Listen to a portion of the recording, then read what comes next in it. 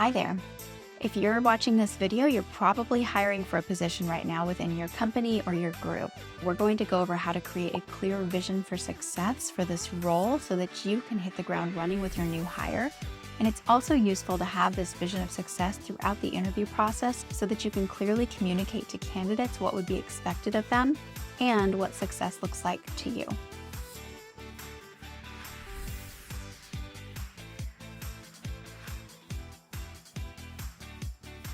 This is part 2 of a 4-part series on doing the pre-work before you write your job description. The first part of creating a clear vision for success is to clearly define the deliverables. And to do this, you're going to have to sit down and do a thought exercise. So you've already time tracked. If you missed that, please check the video, which I will link above. That video will go over how to time track so that you can create a clear list of things you're going to hand off to your new employee. Once you have that list, then you can sit down and you can brainstorm what the deliverables will be within a reasonable period of time. So I like to make this period of time the first month and then the first 3 months. I think this is a really nice way to benchmark for your new employee. So in the first month, you're going to expect that there will be some onboarding time, and depending on your company and the complexity, that could take 1 week, it could take 3 weeks. So you know your process better than I do. For us, it takes about 1 week to onboard a new employee at Recruitomics. Once they're onboarded, we like to get them right into the swing of things. Typically, there is a 1-month set of deliverables. We like to communicate this in 3 levels. There's a baseline level, and that would be what is expected at a minimum. Then there's a mid-level, which would be if you go a little above and beyond, this is what we might see from you. And then there is the employee that's knocking it out of the park. And if they hit this top level, we know that they're a star. And we like to communicate that clearly because it is then obvious to the employee what must be done to be successful. So take a bit of time, look at those time tracking items, and identify a path to success. And try to make it at least 2 tiers, if not 3 tiers of success.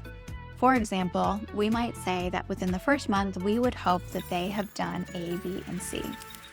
If they're successful with that and they feel that they can take on more, we would love to see D. And if they make it to E, we'd be thrilled.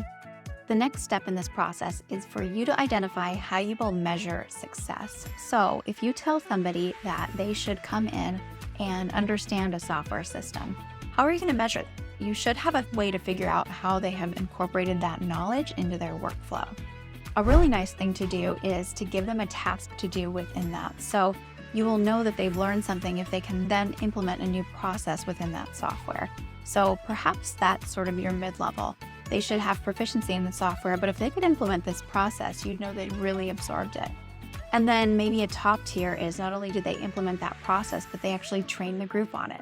So you can see where this is going. Those are things that you can actually measure the outcome of. Did they implement the process? Is the group trained? Those are yes or no questions. If something is not as cut and dry as a yes or a no, did it get done? Did it not get done? There are other things that you can do, and you know your business. So think about the metrics that can be put in place. On our recruiting team, we have a couple of really clear metrics. When we bring somebody on, they actually are graded on their ability to phone screen candidate. And that is graded by the senior recruiter. So they get feedback each and every phone screen on how they're doing and how to improve. And then we also have a quantifiable metric because they're graded on a scale of 1 to 5. So we know at any given time if they're improving their rating. And we don't expect perfection, but we do expect progress. Once you've defined the deliverables and the metrics, you can move on to writing it down as a scope of work. So this is a broader subject than just the first month and the first 3-month deliverables. This scope of work is going to encompass the body of their responsibilities at your company. This is fun to write, and it does feed into writing your job description, but take a minute to jot down the success path for this person, even going as far as what could their work expand to if they do an awesome job. Employees really appreciate understanding what success is going to be in the role, and I would communicate this during the interview process to your prospective candidates. These individuals are going to either step up and say, yes, this is the job I want, or they're going to self-select out, and either way, you win. The second part of this is defining a timeline for success. You do want to allow for external factors. So understanding that there may be things that are predictable, for example, client cadences, summer break, whatever affects your business. You have to take that into account when you're defining the scope of success. And you might also want to create some incentives for faster work. So if somebody achieves success, again, that's why I love this 3-tier model. If somebody achieves tier 1, what are the incentives for them going to tier 2 or tier 3?